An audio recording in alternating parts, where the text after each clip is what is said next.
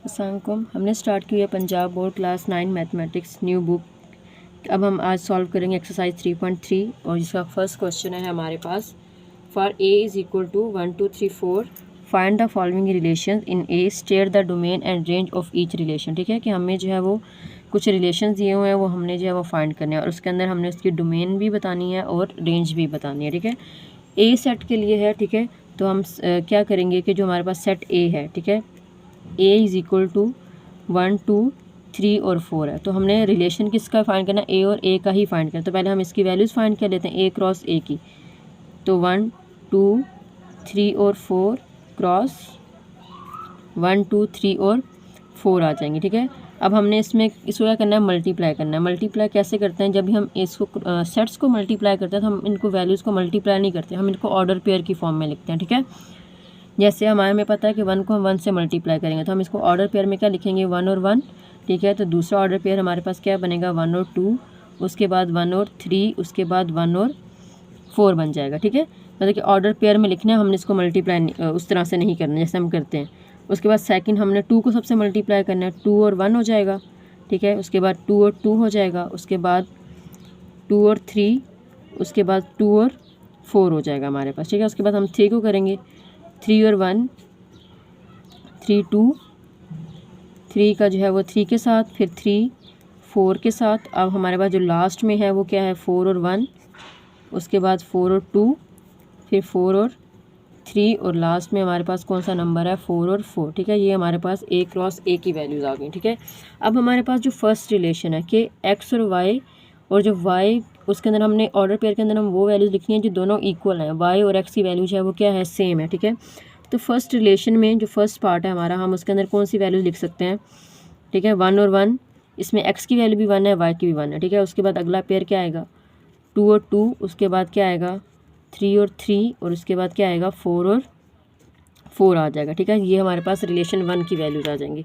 अब हमने क्या करना है, इसी की डोमेन लिखनी है। ठीक है, और इसकी हमने क्या लिखनी है, रेंज लिखनी है। डोमेन में कौन सी वैल्यूज़ आती हैं, जो ऑर्डर पेयर के अंदर जो पहली वाली वैल्यू होती है। ठीक है, जैसे और पहली वाली वैल्यू कौन सी है, 1 2 3 और 4।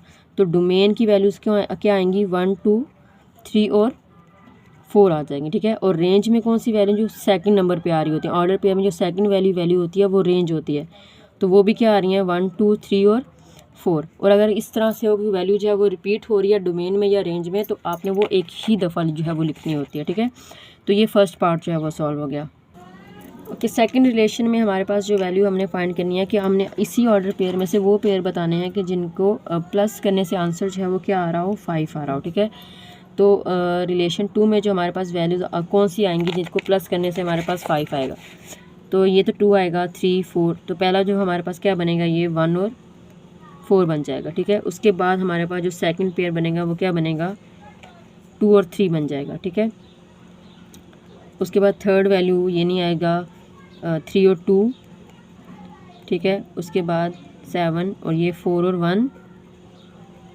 ठीक है, उसके बाद 4 2 और ये आगे नहीं बनेंगे। ठीक है, तब हमने क्या करनी है, इसकी डोमेन भी लिखनी है और इसकी हमने रेंज भी लिखनी है। तो इसकी डोमेन क्या आएगी, 1 2 3 और 4। ठीक है, 1 2 3 और 4 आ जाएगी। ठीक है, और इसकी रेंज क्या आएगी, उसमें भी क्या आएगा, 4 3 2 1। तो हम इसको अरेंज करके लिख देंगे, 1 2 3 और 4 आ जाएगी। ठीक है, तो ये हमारे पास सेकंड पार्ट हो गया।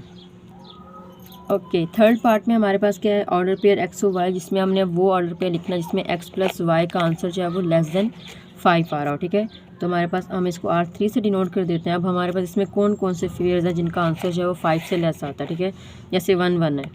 ठीक है, 1 1 आएगा।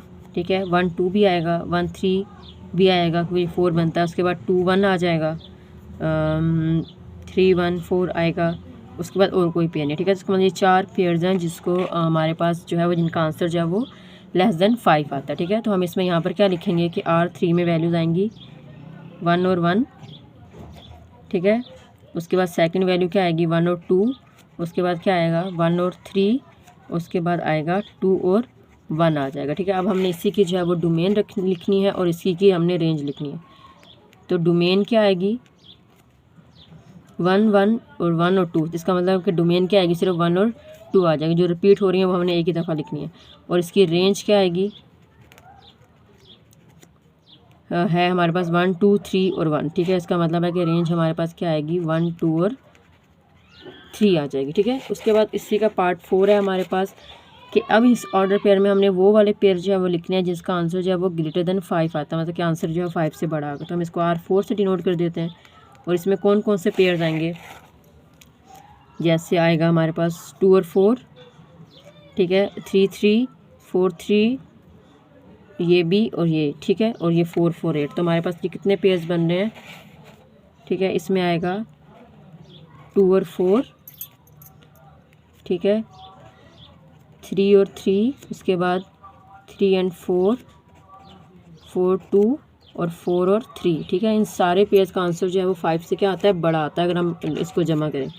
तो डोमेन क्या आएगी हमारे पास, डोमेन और रेंज, डोमेन क्या आएगी 2 3 3 4, इसका मतलब है डोमेन में कौन सी वैल्यूज आएंगी, 2 3 और 4 आएंगी। और रेंज में क्या आएगी 4 3 4 2 और 3। इसका मतलब है कि 2 3 4 ही हमारे पास जो वैल्यू आएगी वो किसकी आएगी, डोमेन की वैल्यू आ जाएगी, ठीक है। तो ये हमारे पास क्वेश्चन नंबर 1 जो है वो सॉल्व हो गया। अब हम क्वेश्चन नंबर 2 सॉल्व करते हैं। वो है हमारे पास question number 2, given that f of x is equal to ax plus b plus 1 where a and b are constants, if f of 3 is equal to 8 and f of 6 is equal to 14, then find a and b। मतलब कि हमें एक function दिया होगा, इसके अंदर दो जो है वो कॉन्स्टेंट्स हैं, ठीक है, a और b। इसकी वैल्यू जो है वो हमने क्या करनी है, फाइंड करनी है, ठीक है, ठीक है। तो अब इसमें f of x जो है वो हमारे पास क्या है, ax प्लस b प्लस 1, ठीक है। अब हमने सबसे पहले क्या फाइंड करना है, f of 3 है। तो f of 3 जो है वो हमारे पास x की जगह हम क्या पुट करेंगे, 3 पुट करेंगे, ठीक है, प्लस b प्लस 1। तो ये क्या आंसर आएगा, f of 3 की जो वैल्यू है हमारे पास कितनी है, 8 is equal to 3a plus b plus 1, ठीक है। अब हमें -1 को इक्वल की साइड पे ले आएँ तो 3a plus b is equal to 8 minus 1 हो जाएगा। तो आंसर क्या आएगा, 3a plus b is equal to 7। तो इसको हम क्या नाम दे देते हैं, इक्वेशन 1 का। अब हम इसी की जगह जो है वो 6 पुट कर देते हैं। f of 6 is equal to a into 6 plus b plus 1। इसी f of x के अंदर हमने a की x की जगह जो है वो 6 पुट किया। तो f of 6 हमारे पास क्या आया, 14, 6a प्लस b प्लस 1, 14 इधर आएगा तो 6a plus b is equal to 14 minus 1। तो क्या आंसर आएगा, 6a plus b is equal to 13। इसको हम क्या नाम दे देते हैं, इक्वेशन 2 का। अब हम करेंगे, दोनों इक्वेशंस हैं, हमने किसी एक वेरिएबल को चाहे वो ख़त्म करना है। तो हम क्या करेंगे, सब्ट्रैक्ट इक्वेशन 1 एंड 2, ठीक है। तो हम लिखेंगे, क्या लिखते हैं, 6a plus b is equal to 13 और दूसरी हमारे पास क्या है, 3a plus b is equal to 7। Subtraction में हम साइन चेंज करते हैं तो ये हो जाएगी कैंसिल आउट। यहाँ से आंसर क्या आएगा, 3a इज इक्वल टू ये क्या आएगा, 6 आ जाएगा, ठीक है। तो a की वैल्यू हमारे पास क्या आएगी, 6 डिवाइडेड बाई 3, तो a इज इक्वल टू 2 आ जाएगा, ठीक है। अब हमारे पास ये a की वैल्यू आई है। अब हमने इसको किसी भी एक इक्वेशन के अंदर पुट करके b की वैल्यू निकाल लेनी है। हम लिखते हैं put value of a in equation 1, ठीक है। इक्वेशन 1 हमारे पास क्या थी, 3a plus b is equal to 7। तो a की जगह हम क्या पुट कर देते हैं, 2 plus b is equal to 7। तो ये क्या बनेगा, 6 plus b is equal to 7। तो b की वैल्यू क्या आएगी, 7 माइनस 6, तो b इज इक्वल टू क्या आ जाएगा, 1, ठीक है। तो ये दोनों की वैल्यू आ गई हमारे पास, ठीक है। तो इस अब हमारे पास नेक्स्ट क्वेश्चन नंबर 3 है। क्वेश्चन नंबर 3 है, given that g of x is equal to ax plus b plus 5 where a and b are constants, if g of -1 is equal to 0 and g of 2 is equal to 10, find values of a and b, ठीक है। अब हमने इसमें भी a और b की जो है वो वैल्यू जो है वो हमने फाइंड करनी है। तो इसमें हमारे पास जो g ऑफ x है, ठीक है, वो क्या है, ax प्लस b प्लस 5 है। अब हमने पहले क्या पुट करना है, -1 पुट करना है, ठीक है। तो x की जगह हम क्या पुट करेंगे, -1 प्लस b प्लस 5। तो ये क्या आंसर आएगा, g ऑफ -1 किसके बराबर है, 0। तो ये आएगा -a प्लस b प्लस 5, ठीक है। तो हम इसको लिख सकते हैं -a plus b is equal to -5, ठीक है। तो ये हमारे पास क्या इक्वेशन बन जाएगी, इक्वेशन 1 बन जाएगी, ठीक है। अब हमने जी ऑफ 2 फाइंड करना है, ठीक है। अब हम इसी इक्वेशन में एक्स की जगह जो है वो हम 2 पुट करेंगे, तो G of 2 is equal to A of 2 plus B plus 5। तो जी ऑफ 2 की वैल्यू हमारे पास क्या है 10, ये क्या बन जाएगा 2a प्लस बी प्लस 5। तब हम इसको क्या लिखेंगे 2a plus B is equal to 10 minus 5। तो हमारे पास जो सेकंड इक्वेशन बनेगी वो क्या बनेगी 2a plus B is equal to 5, ठीक है। अब हम अगेन वही करेंगे, अब सब्ट्रैक्ट इक्वेशन 1 एंड 2,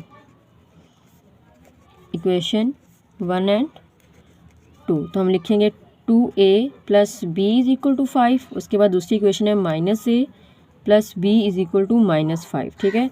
तो हम साइन चेंज करते हैं सब्ट्रैक्शन में, तो ये हो जाएगा कैंसिल आउट। यहाँ से आंसर क्या आएगा 3a इज इक्वल टू 10। तो a का आंसर क्या आ जाएगा 10/3 आ जाएगा, ठीक है। अब हमने इसको किसी भी इक्वेशन में पुट करना है, put value of a in equation 1। तो इक्वेशन 1 है हमारे पास minus A plus B is equal to minus 5। तो ए की वैल्यू हमारे पास क्या आई है -10/3 हो जाएगी, plus B is equal to -5।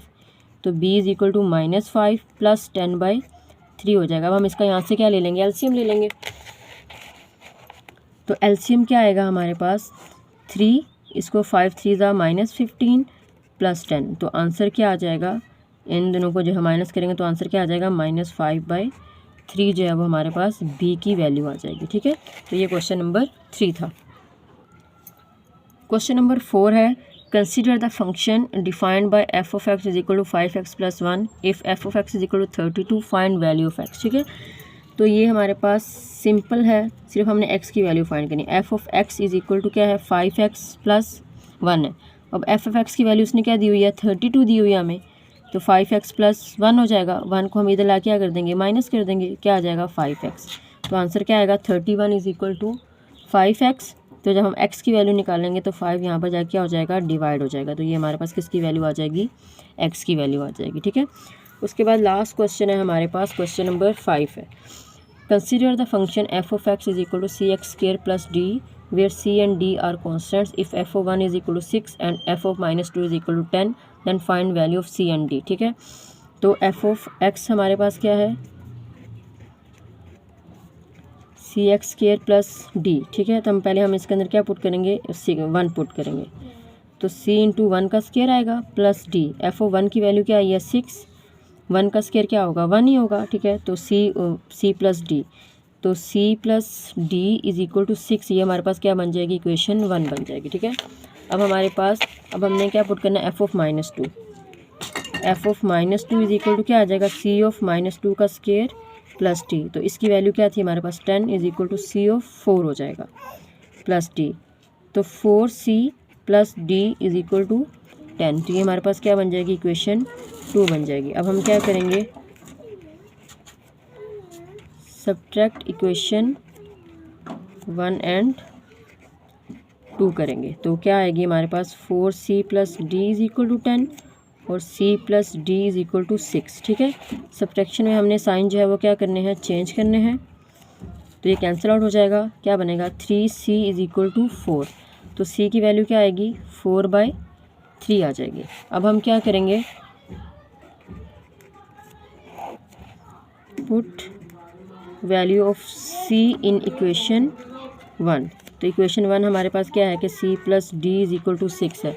तो c की वैल्यू हमारे पास क्या आई है d हम क्या निकालेंगे 6 माइनस c हो जाएगा, तो d is equal to 6 minus 4/3 हो जाएगा, ठीक है। अब हम इसका एलसीएम लेते हैं तो क्या आएगा 3 18 माइनस 4। तो आंसर क्या आ जाएगा d का 14/3 आ जाएगा, ठीक है। तो ये हमारे पास किसका आंसर आ जाएगा d। तो ये हमारे पास एक्सरसाइज 3.3 जो है वो सॉल्व हो गया है। इससे रिलेटेड कोई भी क्वेश्चन हो आपका तो आप हमें कमेंट बॉक्स में मैसेज करके ज़रूर बताइए।